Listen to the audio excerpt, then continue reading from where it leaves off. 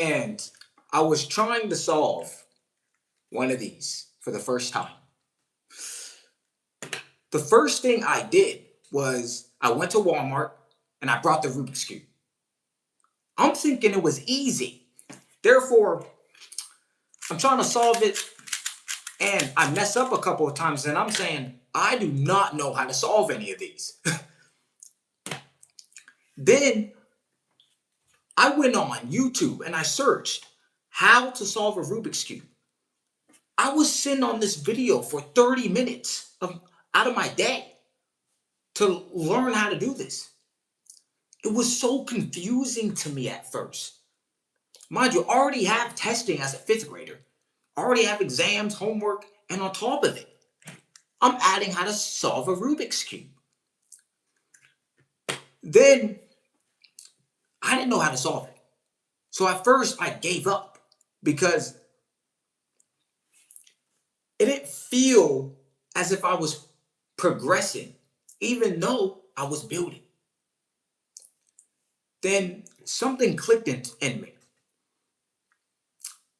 2 weeks after that giving up moment, I said, I'm going to give it one more try. Then I went on YouTube again. This time I was locked in. I had my notebook. I was writing down, you have to move the Rubik's Cube to the left. You have to move it to the right. You have to move it up. You have to move it down. And I studied it for 2.5 weeks. I had to study, move this way, this way, this way. Then you have to do this. Different moves. Until I got it packed down. Then the time comes where it was the third week of a Sunday. And I was saying, okay, I'm not going to use any of my notes. Let's see if I can solve the Rubik's Cube. Well, I'm in there. I'm in my grandma's room. And I started solving it. And I finally solved the cube by myself after weeks of trying to solve it, of actually locking in and writing what needs to be written. This taught me that sometimes even when you're in the midst of something and it doesn't feel like progress while you're building. Me solving this or trying to solve it did not feel like progress, even though I was progressing.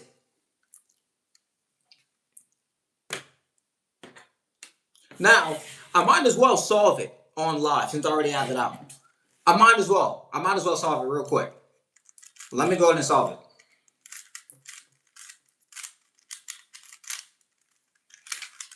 Because I don't know if Venom is in the chat, but if he is, just let me know. All right, I'm gonna solve one of these. Guys, let me know if you guys know how to solve Rubik's Cube.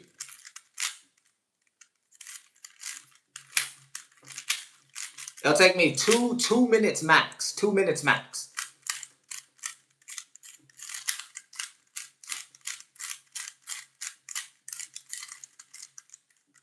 So I was like, I might as well just solve it real quick, man. Might as well. I already have it out.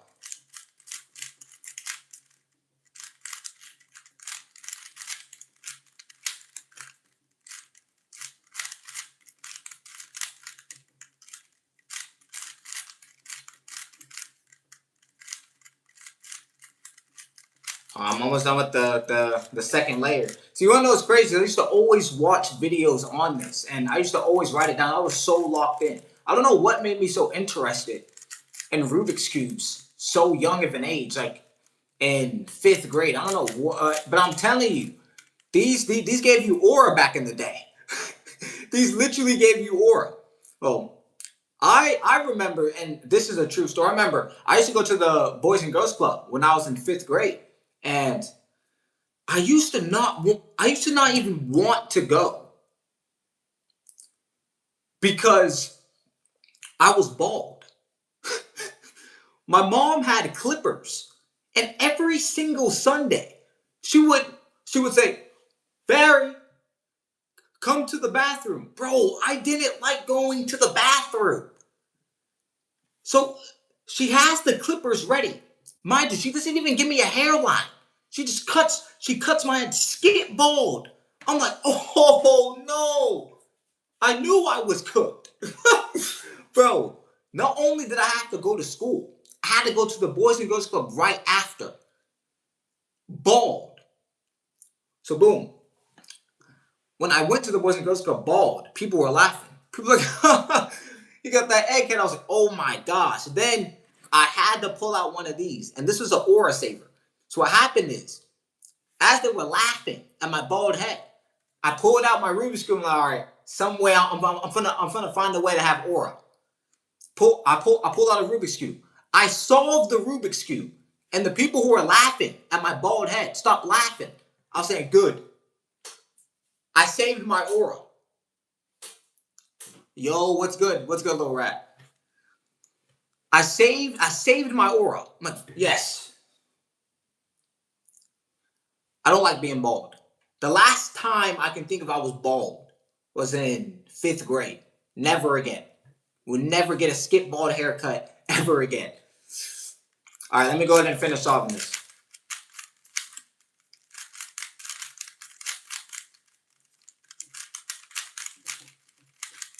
I'm telling you, these used to be aura savers back in the day. I'm telling you.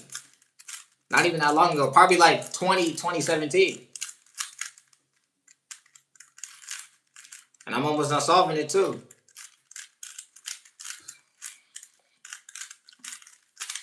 Oh my gosh.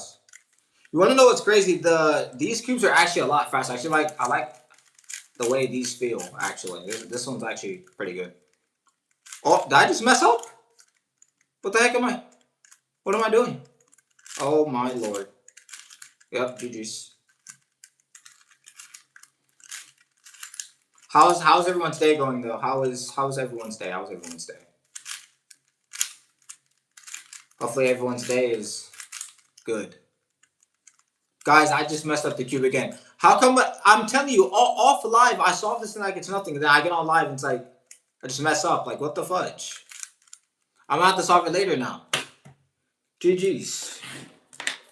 I promise you, literally off live, I literally solve it like it's nothing. And I get on live. For some reason, I mess it up.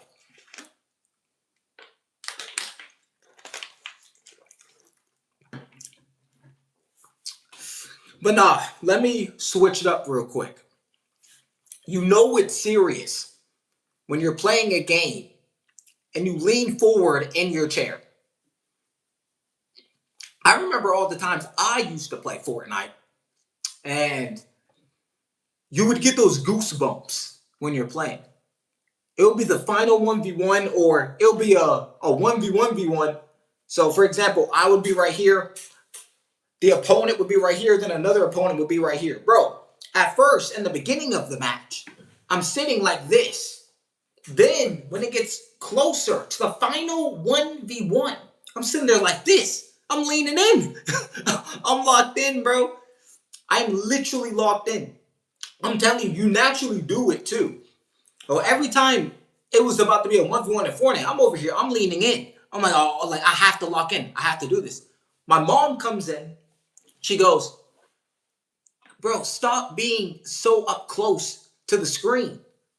So she used to tell me to go back. But then when I'm locked in, I just keep on going forward. Because I have to lock in the game. This is Fortnite. You got to lock in. You have to lock in. Speaking of Fortnite,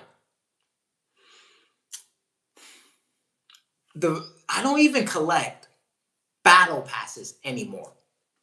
I used to collect them, but they're remixing them now. Like now I think they have Chapter 1, Season 8, and I don't really want it.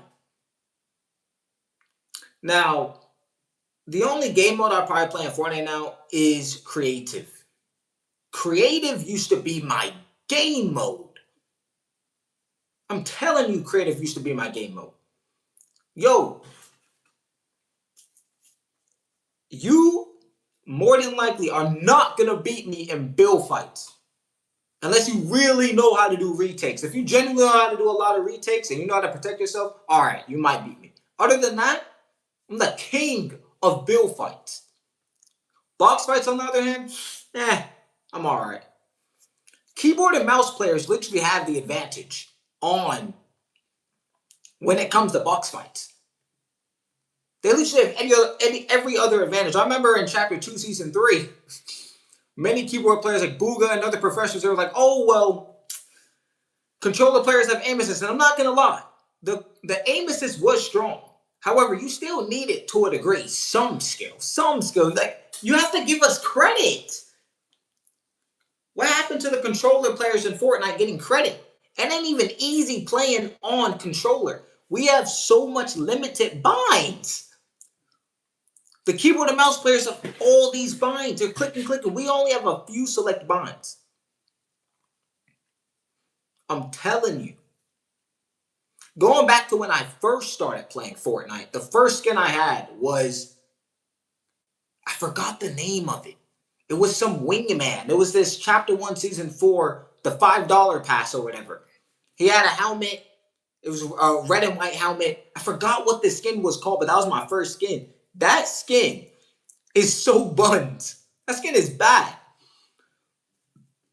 If I'm not mistaken, I think my brother's first skin was Bronto. Let me go to show you guys Bronto real quick. That skin is bad. That skin is horrible. I don't know what made him get it. My mom used to say, oh, it's a Barney type of skin. This skin looks like Barney the dinosaur. Who buys this as their first skin? Let's see. Bronto Fortnite. If you have this skin in your locker, in your Fortnite locker, you don't know ball. You don't know ball. I shouldn't even see this in your Fortnite locker. Let me go on and show you the skin. Because this was my brother's first skin. Yo, I'm new. What's good? What's good, Randy? If you have this skin, guys, if you have it, I don't know if you guys can see it.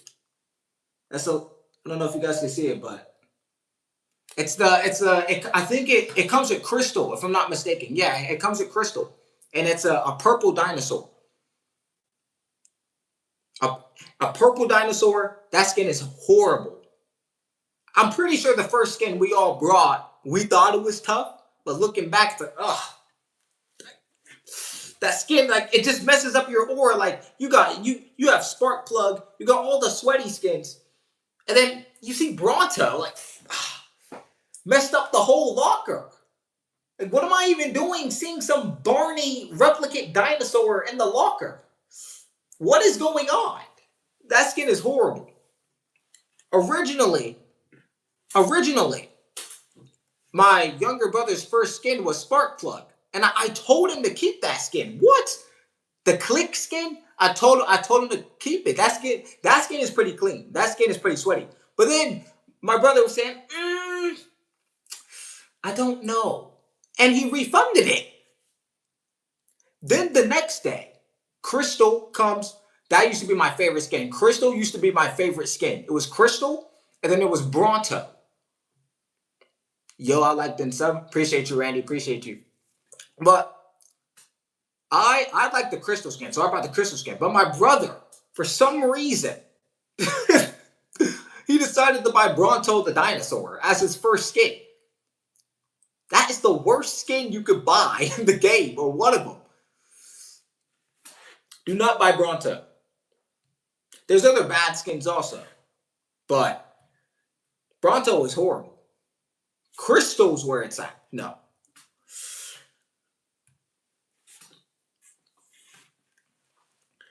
If I had to say which season I had the most fun in, it had to be Chapter 2. Now, Chapter 1, I didn't play too much of it. I played Chapter 1, Season 4, but when I was playing Fortnite at that time, I didn't know what the heck I was even doing. I'm sitting there running in Storm, and I'm thinking that me running in Storm is me winning the game. I had no awareness of what was going on. Then I remember Chapter 1, Season 5. The first feeling, playing solos and getting your first elimination, oh my gosh, that feels good. I was playing on the Switch. I see an opponent, I start shooting him, and I finally get my first elim in the game. And it feels nice. I'm like, finally, got my first win. I remember my first win. The first win, it all hits different. All of it. It hits different. First solo win, first duo win, your heart is literally pumping. This goes back to my point. You start leaning in the chair to lock in. You got to get closer to the screen.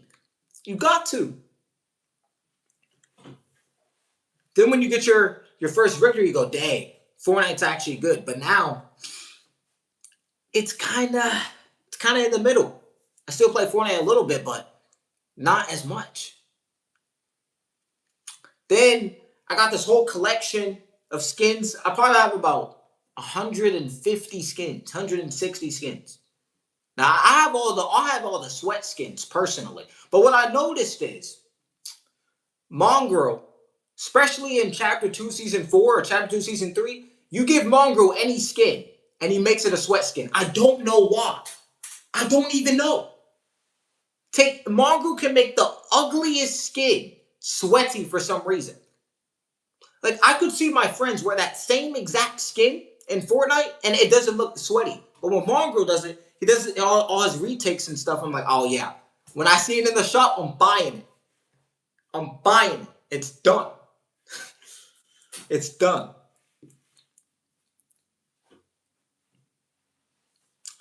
I remember this map called BHE. Bro, I still play that map now. That map is insane. That map is good. BHE. We have ID. That map was mwah, chef's kiss, bro. I don't see that map anymore, but chef's kiss. Oh, the fashion shows. Let me go ahead and tell you a story about the fashion shows in Fortnite. Now, I introduced my mom to the fashion show. And I was saying that, hey, they're about to host this tournament. It's gonna be me, my little brother, and my mom. And we're gonna dress our Fortnite skins up and we're gonna see who wins the Fortnite fashion show. All right. I think my brother had some 8-ball skin, black cape. He had this vision pickaxe. I was like, okay, it's pretty cool. All right, me, boom, wait, I low-key did come true with it. I think I had the crystal skin. I had this like blue pickaxe that matched with the blue cape as a back bling. Bro, my mom, she played on my iPad. And bro, she had the most random outfit on. Then we're 15 minutes into the fashion show, bro. I'm doing good. My brother's doing good. My mom somehow's doing good. I don't even know how. She had the worst fit on in there. Nothing correlated. She had a red skin with a yellow back bling with a black pickaxe. That doesn't even correlate. Then after 30 minutes of everyone deciding who has the best Fortnite outfit with the fashion show, the final moment comes. Boom. Third place. Okay. I get on the podium. I'm in third place. Second place, it was somebody else random because we did fill and there were 16 people. It was another person. And in first place was this person. It was my mom. Like, how did people vote my mom to get in first place? How? She had the worst drip. She put on some random stuff. She just put random stuff together and said, oh, and she won. Now I know the method to dressing good in Fortnite. I finally know the method now. I've learned from my mom. It's to put on anything random. It's to put on anything random. Nah, but on some real stuff, you're not stuck. You're just inconsistent. I remember times in my life where I would think that I'm not doing the right thing. I would think that, am I stuck? Am I overthinking this? But no, I was just being inconsistent at the time. What tends to happen is when you are inconsistent, you go, oh, okay, I'm gonna continue tomorrow, or I'm going to do it tomorrow. However, when you do that on a long enough time frame, you realize that you keep on delaying it and delaying it and delaying it and delaying it until you never get it done. I used to tell myself that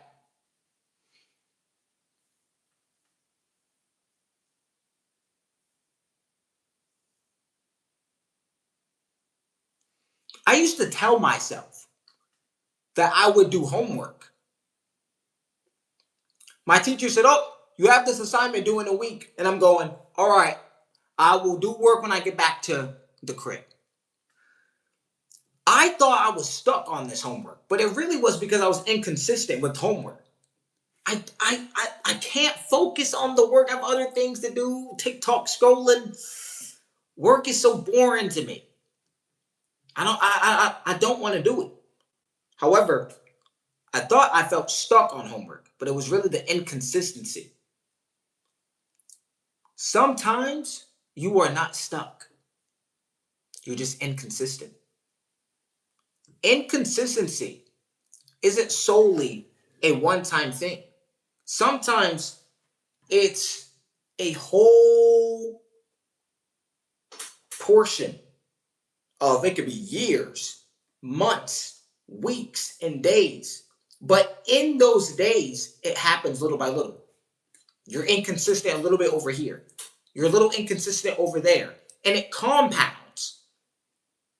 Just like compound interest, but it's compounding in a negative way. Then you realize, shoot, you've been inconsistent this whole time. That's how it is. Compound interest works in the same way, but it works in your favor. Let's say you invest $100, right? It feels like you are stuck. But instead of you being inconsistent, now you are consistent. I've heard many people say that when they started investing, it was hard. They had kids to feed. Sometimes they're low on money. Sometimes there were people saying that they were 2 seconds from losing their apartment, 2 seconds from getting evicted. But they kept on investing and they did not see progress at first. This is the thing. They're sitting there going, shoot, I don't know what I'm going to do the next day. Then, when they keep on investing and over time, that investment portfolio, a Roth IRA, literally changed their lives forever. The best thing about a Roth IRA is that when you put money in, by the time you retire, it's tax-free money. Tax-free. You ain't got to worry about paying no taxes on it. That's the beauty of it. Then, if you ever have kids, before they're, well, I don't know if you can open it before they're born, but they have custodial accounts. And custodial accounts are when you can open an account for your kid, you can invest money into it until that boy or girl is old enough that they can have their own account or something like that. So they're already building generational wealth. You start off with a Roth IRA, you're investing for yourself, and then eventually you start investing into the kid. You start getting a custodial account.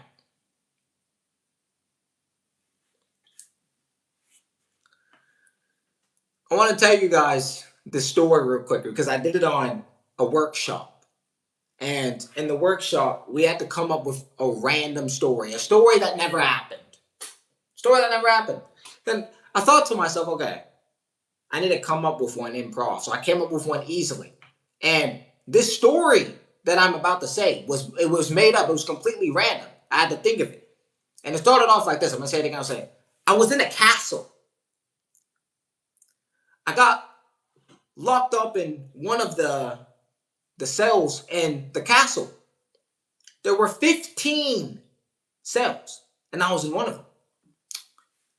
I'm sitting there in the cell going, how am I supposed to get out? Luckily enough, somebody comes and says, there is a key that's going to be under this mat at 8 p.m. sharp, but you have to get it in time. Then I'm looking at the time, and it's 7:55, and I'm sitting there going, do I get this key? Do I not? Do I escape? Do I not?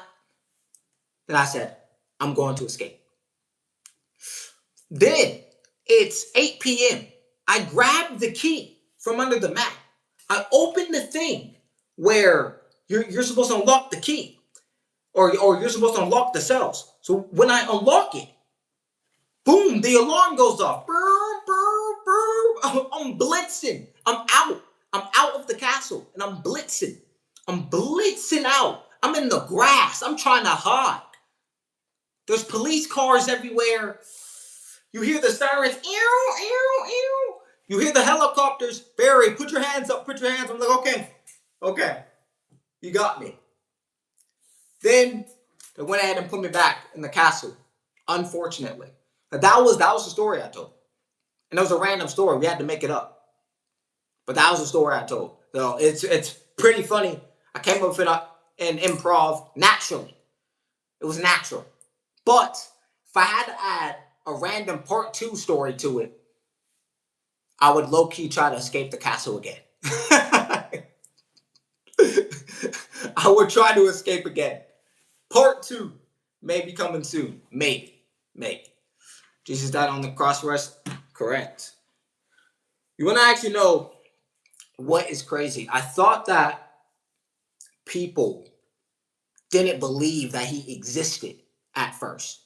So I thought that people didn't believe that Jesus existed. But no, there's many people who believe that he exists. There's also many people who believe that he got crucified. Because a lot of ancient warriors and ancient prophets died. So we can a lot of people can accept, okay, Jesus died, okay, cool. But the resurrection is where it splits so many people. Because it's not just one tiny event. This is a major event to come back from the dead. This is a major event. I even have to do research on it myself. I was told that Jesus died on the cross and he resurrected. But I know the other side said, oh, nah, he stayed dead. He didn't resurrect. And then what confuses a lot of people who are not in Christianity is the Trinity and the divinity. That's a whole bunch of stuff.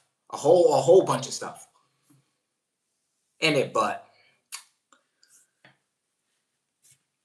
that's how it is with religion. Now, some religion can use that religion to keep you trapped and keep you forced, but we all have free will to choose a religion, or we don't have to have a religion at all. Doesn't matter.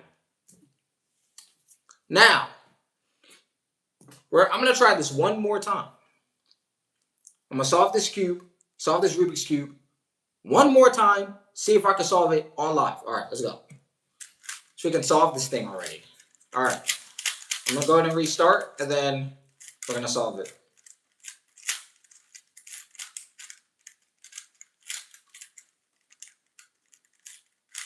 Let me know if any of you guys know how to solve a Rubik's Cube.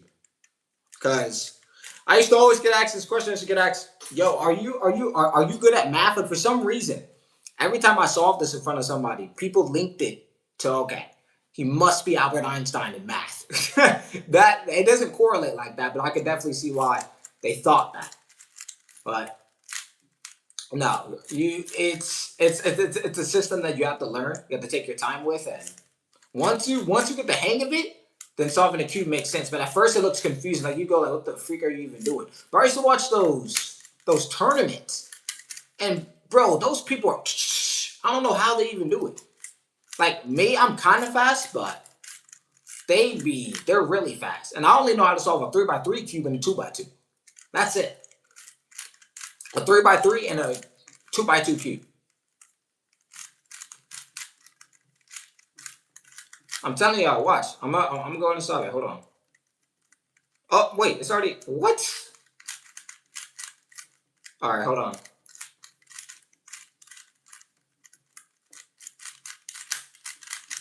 All right, went ahead and solved that. I'm almost done. I told y'all boys I know to solve it. Two by two exists. Yeah, the 2x2 still exists. I had, bro. I went to Target today. I saw a 3x3, which is this one. I saw a 2x2.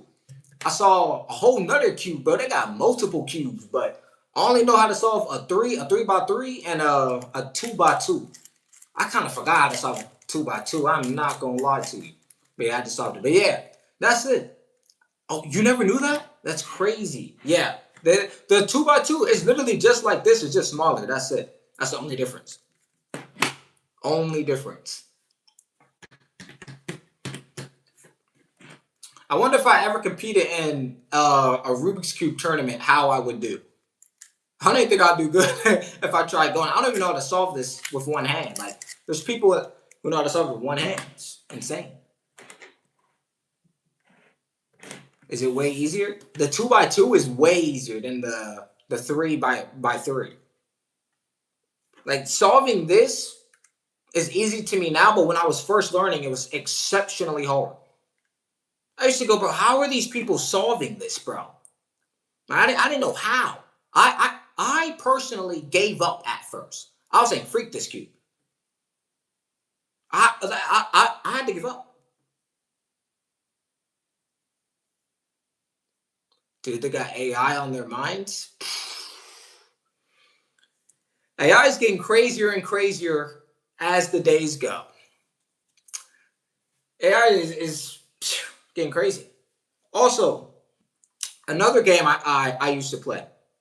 Look, if you didn't play this game in your childhood, did you really have a childhood? Nah, I'm playing. But I used to play this game called Geometry Dash.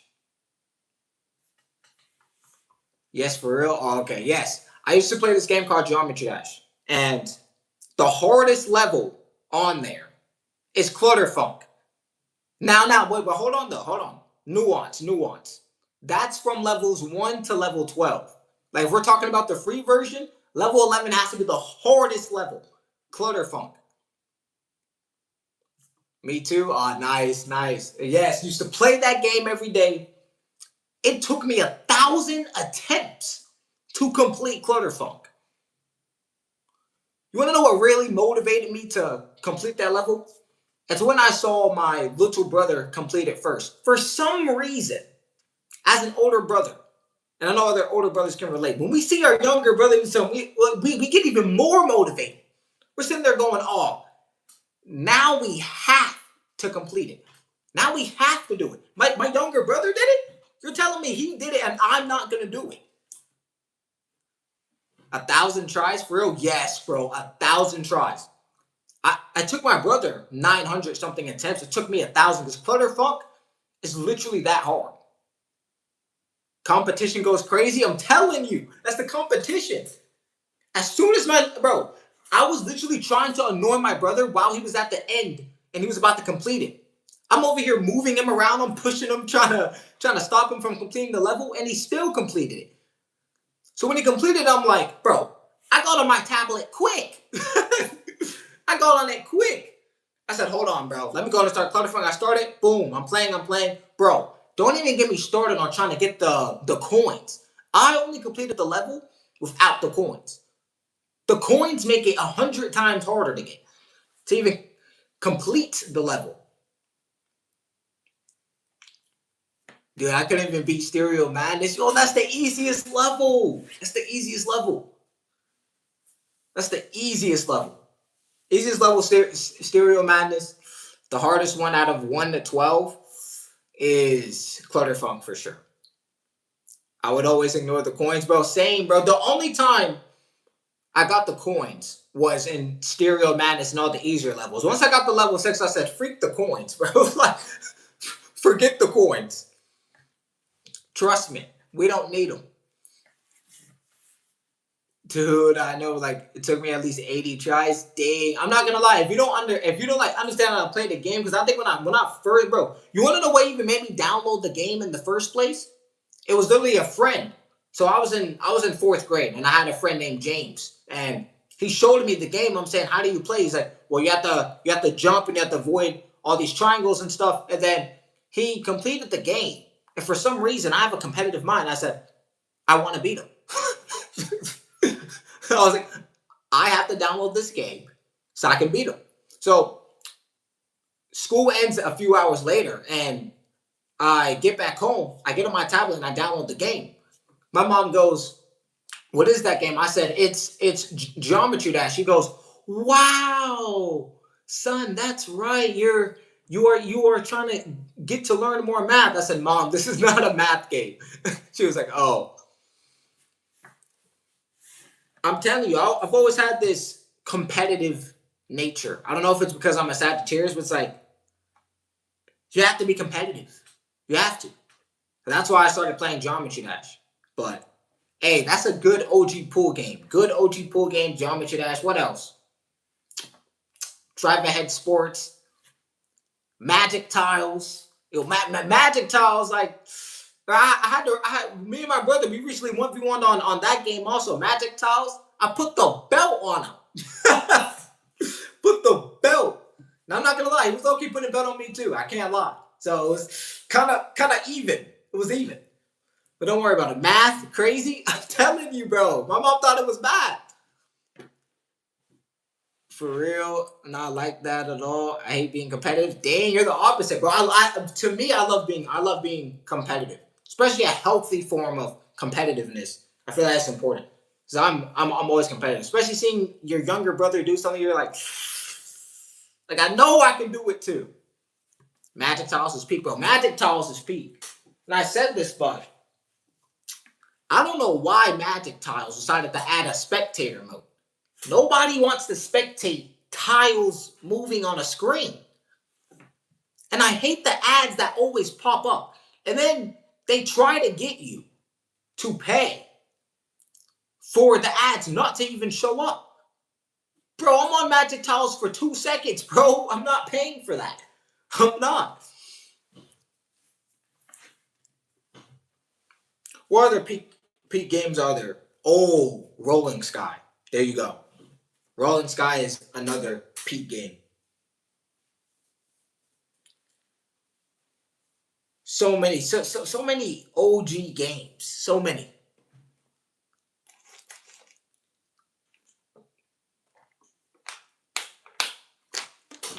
Well, I don't got any siblings, so I think it's also a reason why I'm not competitive or like being competitive. Yeah, that could play a part. Because I always had a younger brother.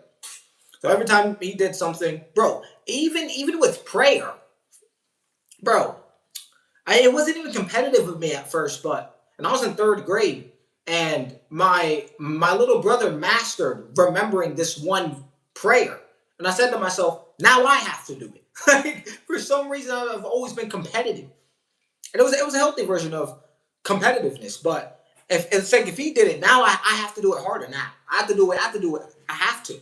To me, now I'm not like that. Like it doesn't matter. But this was me when I was a lot younger. Well, right now I'm 19. This is when I was 7, about 6, 7. I didn't even mean to do the 6, 7 thing. I didn't even mean to. Let's scratch that I even did that. I gotta move the live now. Act like I didn't do it. All right. All right. A game I used to play 24/7 was Loki Angry Birds. Ooh, Angry Birds was a good one. I played the racing game also. That was a good one. That was a very, very good one. That game used to get on my nerves though. And Temple Run. So many OG games. 6, 7 just comes out naturally at this point, bro. That's what I'm saying. I wasn't even trying to bring it back. You're talking, being interested, and 6, 7, it just comes out. It's like, whatever. However, guys, we're going to go ahead and end the live right here. I will be back live tomorrow. I will try to go live at 7:15 p.m. That's when I'll try to go in and go live, or by 7:30. So around this time again. I'll read your comment one more time. A game I also used to play a lot was a game of this green creature, and I had defeated a myth. Trying to see if I know that game. I don't think I know that game. However, oh wait, hold on. Before I end life, let me try to guess that game. Hold on. I remember this computer game where it was a snake. You had to eat the apples, and then it was something. But I don't know. I don't know too much of that game. But I'll try and join tomorrow. Yes, yes. Have noties on. Try and join tomorrow. If you guys have any questions, you can let me know tomorrow. And stay blessed, stay safe, and have a good rest of your day or night. Peace out, guys.